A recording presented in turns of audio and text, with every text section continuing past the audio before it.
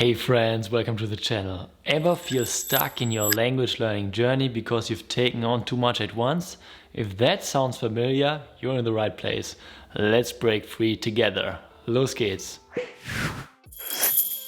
My name is Dustin. I'm an IT project manager from Germany. On this channel we create content that helps us to be more productive, to learn new things, especially languages, and to live a happier and more fulfilling life. Today I initially wanted to announce the next language that I'm going to learn and the resources I'm going to use to do that. Then I realized that I'm already spread too thin about all my other learning projects. I'm filling almost each minute of the day with some productive activity, only to feel at the end of the day exhausted and like I haven't done enough, like I made no progress. We are going to talk about exactly this today. First of all, what's the problem, then why it's a problem, and last but not least, of course, how to overcome it, including practical advice and strategies that you too can use. Alright, let's dive into this. First, a nice sip of coffee. And as you can see here, I got a new mug.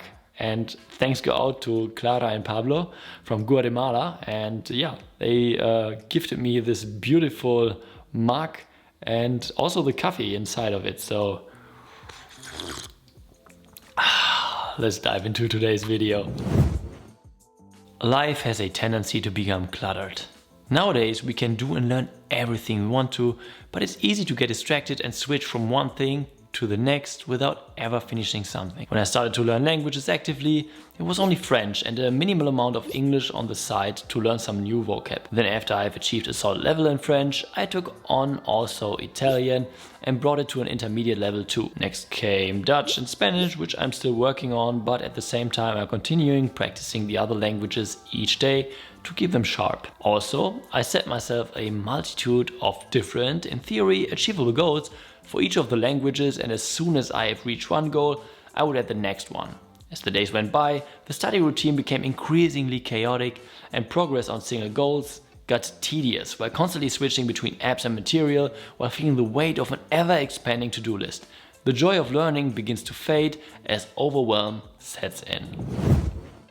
Despite working hard each day and putting in the hours, a feeling of inadequacy and frustration creeps in.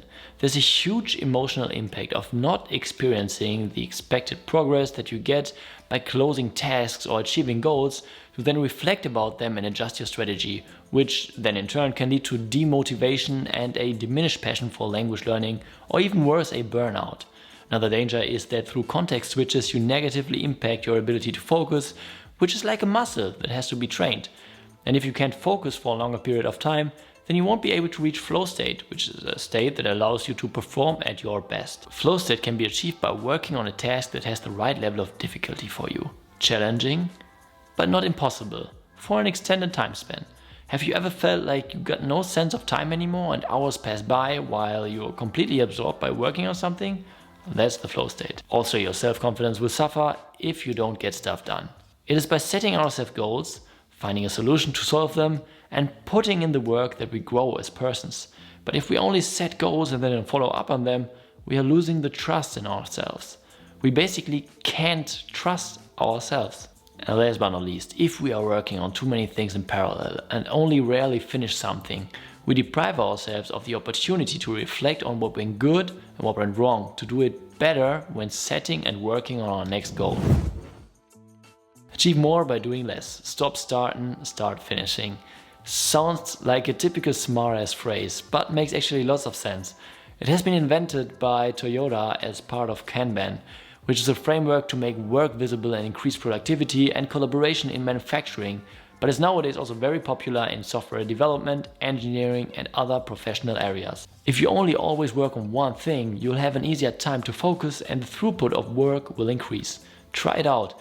If you work on 6 different things for 10 minutes each and keep switching, it'll take you longer than if you would work and finish one thing after the other. Now let's break down stop starting, start finishing into simple steps you can apply right away. No more overwhelm, just targeted process in your language learning journey. First of all, some tips. If you are learning multiple languages at the same time, or if you plan to do so, achieve a specific threshold before you learn the next language. Of course, language learning is never really finished and you can always improve, but we should reach a certain threshold before we start with a new language from scratch, to make sure that we don't lose too much progress in the previously learned language. I would aim for a B2 level according to the CEFR, so the Common European Framework of Reference for Language Learning. Also related to the first point is to have one focus language for which you do the heavy lifting, meant exercises directed towards the points you want to improve.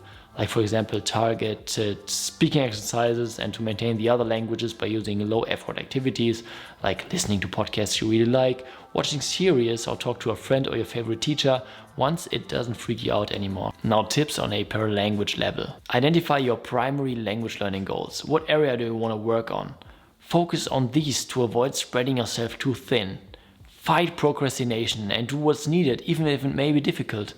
And this one is related to the one before. We tend to do things that are easy for us, but if you want to, for example, learn to speak a language, then you need to start speaking at some point. Or if you want to write, then writing exercises are needed. Whatever it is, you can't expect getting fluent just by doing Duolingo, for example. Limit the number of resources. Streamline your learning materials. Choose a couple of high-quality resources rather than drowning in a sea of apps and books. Finish before starting something new. Challenge yourself to complete one language learning task before moving on to the next. It could be finishing a lesson, mastering a set of vocabulary, or completing an exercise. Whenever there comes the temptation to start something new, ask yourself why you want to pick up something else. Like already mentioned in the procrastination part earlier. Do a retrospective. Reflect after you have achieved a goal on what went right and what went wrong.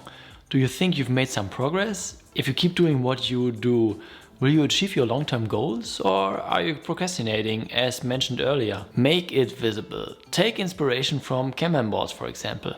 Organize your language learning tasks visually.